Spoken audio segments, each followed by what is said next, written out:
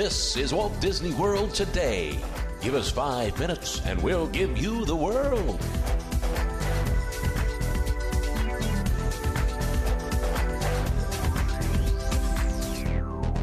It's Monday, October 24th, 2005, and this is episode number 14 for Walt Disney World Today. I'm your host, Matt Hochberg from MGMstudios.org. On the show today, our panel includes Mike Scopa, trip planning guru extraordinaire. Welcome, Mike. And a happy Monday to you, Matt. Thank you. And Len Testa, co-author of the unofficial guide to Walt Disney World. The book, rather, is available at fine bookstores everywhere. Welcome, Len. Hey, how's it going, Matt? Pretty good. Well, today we're going to be discussing our favorite resorts. Let's start off with the trip planning guru extraordinaire himself, Mike Scopa. Mike, what's your pick? Well, I guess I'd have to say that my favorite resort, because I spent so much time there, is Pop Century because of many things. I'm shocked you picked that one, Mike. Yeah, it's really out of left field. Yeah, really. Left field. It's a very, very, very well done value resort. It's the newest value resort. I think it's. I'm not sure exactly how many rooms it has now. I'm going to say, Len, you probably know. It's probably got around 2,800 rooms right now. I think 2,880 is the exact number, give or take. Right.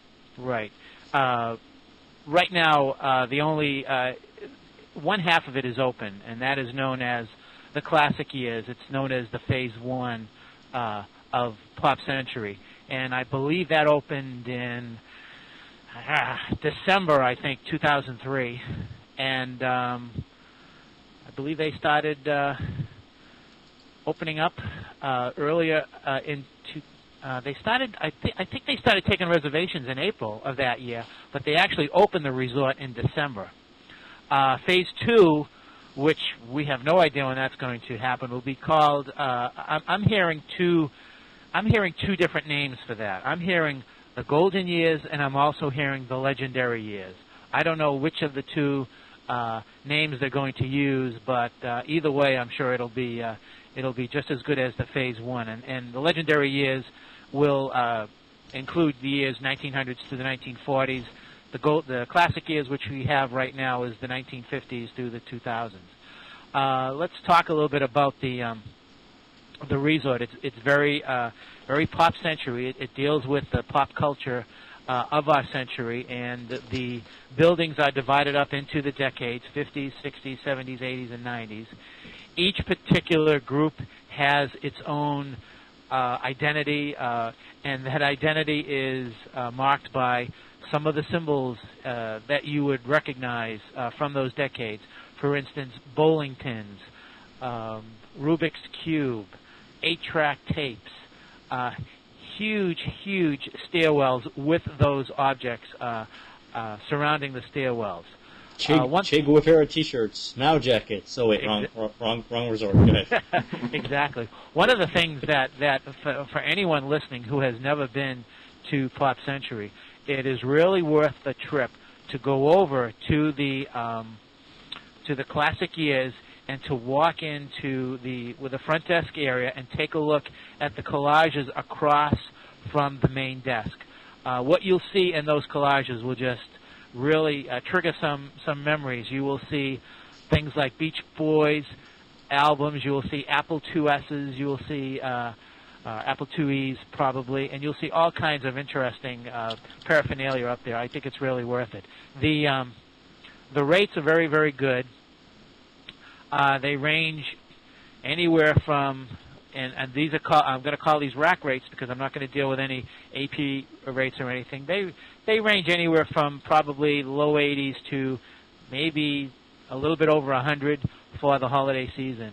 The rooms are very clean. They're small. I think they're very good for small families. As you get past the preteen years, it may be a little crowded in there. It depends upon the individuals as to how well they can get along. But I think for small families, for young families, I think it's a really, really great resort. And I must say that one of my favorite spots on the entire Walt Disney World Resort is the Generation Gap Bridge at Pop Century. That is my favorite. One more thing before I turn it over to Len is that I believe, and Len, you could probably verify this, I believe the 60s section of the classic years has an extra $10 per night on the rack rates, just as in the Caribbean Beach Resort, I believe. What is it? Sorry, screwing it up.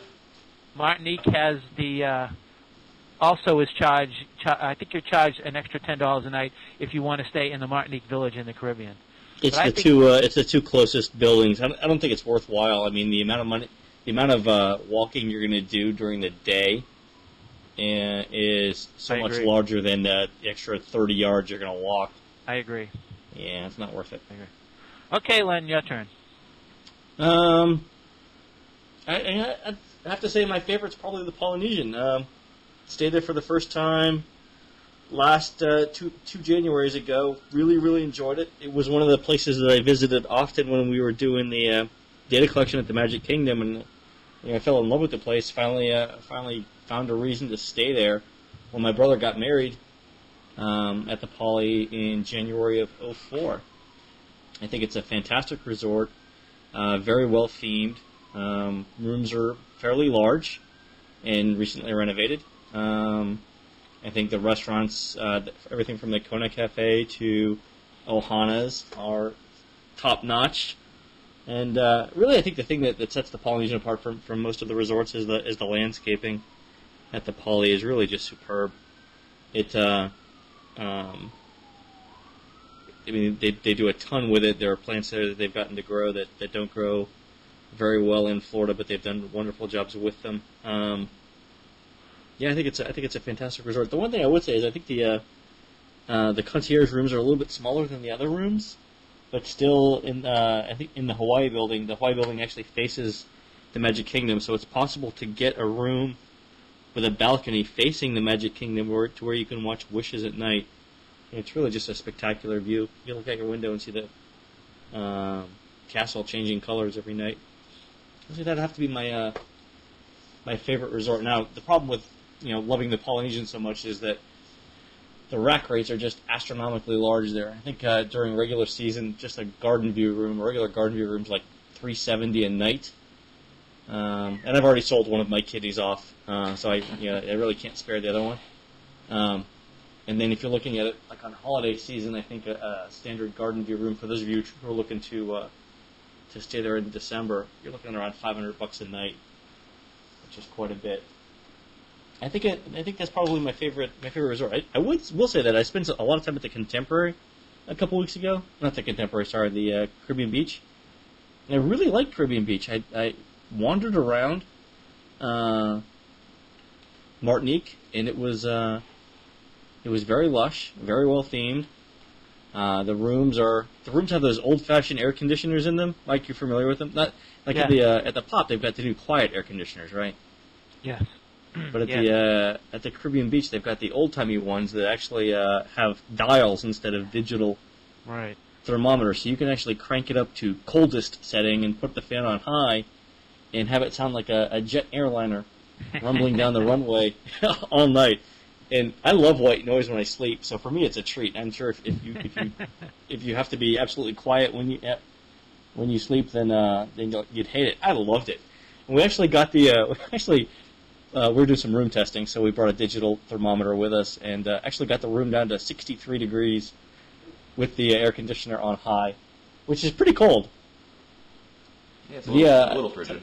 Yeah, it was painful to get out of bed.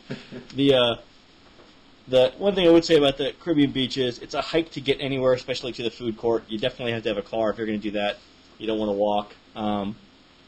I'm surprised, frankly, they don't have their own internal bus transportation system like they do at Fort Wilderness. But other than that, I think it's well themed. I think the rooms are comfortable. They've been updated recently. The lighting is great. Beds are relatively new. I liked it a lot. Nice place to jog around too. Is it? Yes.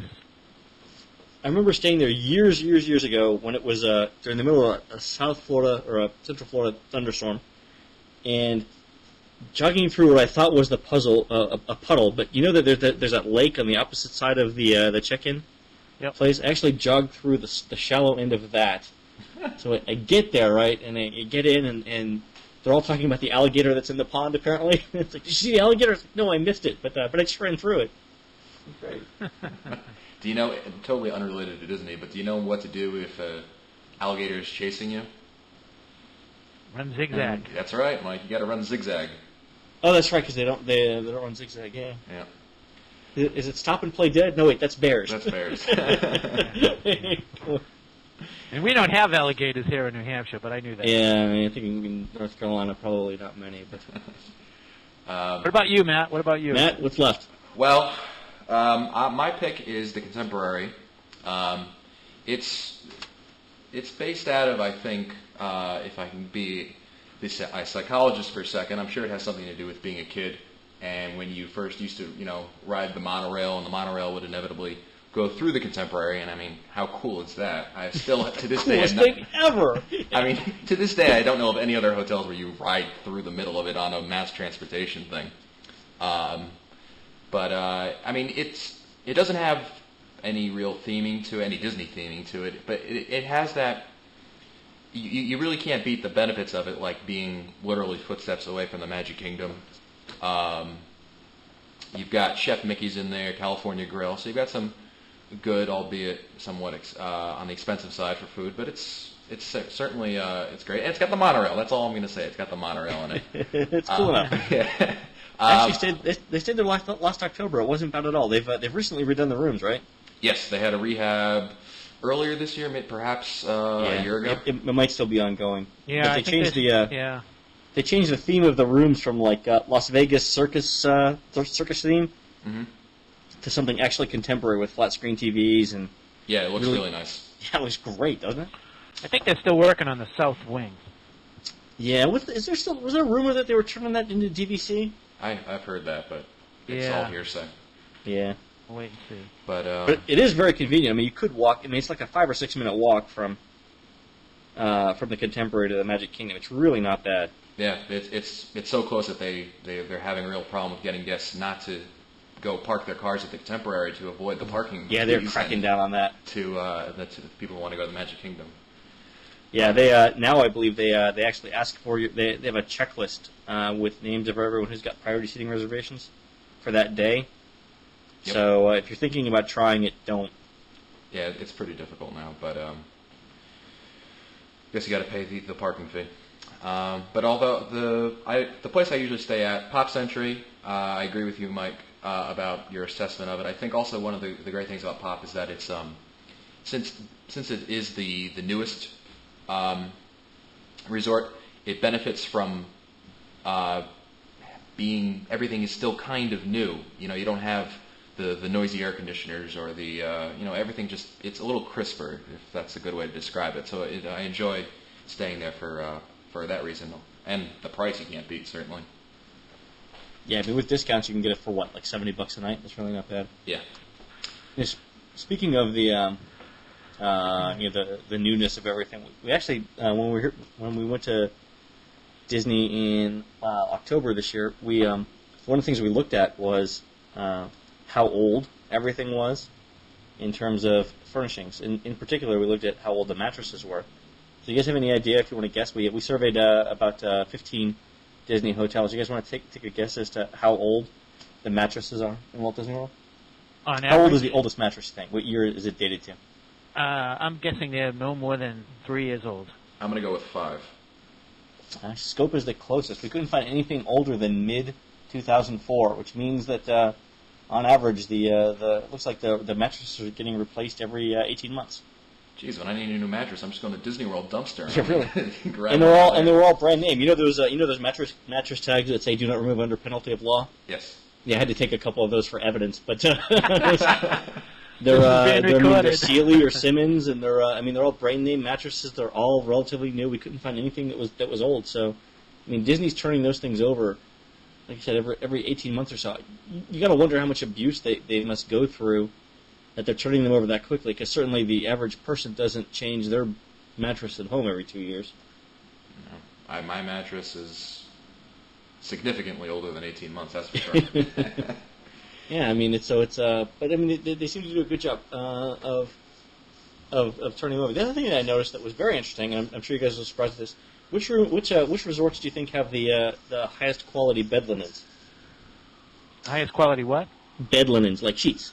Oh. Sheets are typically rated in thread count, right? I'm going to say moderates. Moderates have the highest quality thread sheets, you think? Yep. I'll lowball Mike. I'm going to go for All-Star Sports. Have the best sheets. Yes. Now, here's something surprising. They're all the same. In the deluxes, in the moderates, and in the value resorts, you all get the same 180 thread count sheets no matter where you stay. Wow. Surprising, isn't it? Makes me feel better when I'm sleeping in that 6 Yeah, night.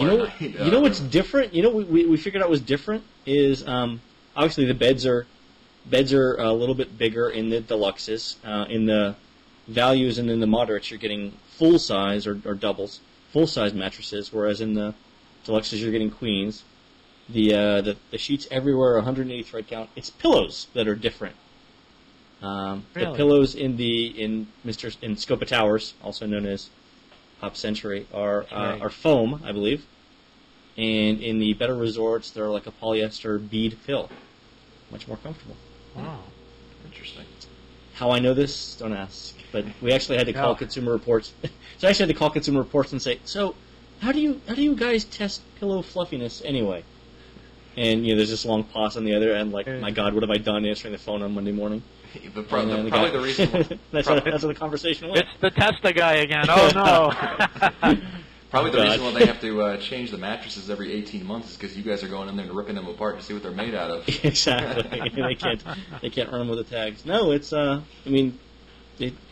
seem to do a pretty decent job. And I guess when you think about how much laundry they do, you can sort of understand why sheets can't be segregated out by resort, but pillows can, because pillows rarely leave the room, but sheets do. Anyway, we'll have more to say on that. We're actually working on an update for the guide for hotels, so look for something by the end of the year on that. Great. Well, that's it for us today. This has been episode 14 of Walt Disney World Today. Be sure to visit the Walt Disney World Today website at www.wdwtoday.com for the show notes, as well as the ability to send us all your comments about this podcast. And please be sure to send us all your questions to questions@wdwtoday.com. As always, you can look for our new shows on Mondays, Wednesdays, and thank God it's Fridays of every week. For Len Testa, Mike Scopa, and Mike Newell, I'm Matt Hochberg. We'll see you next show.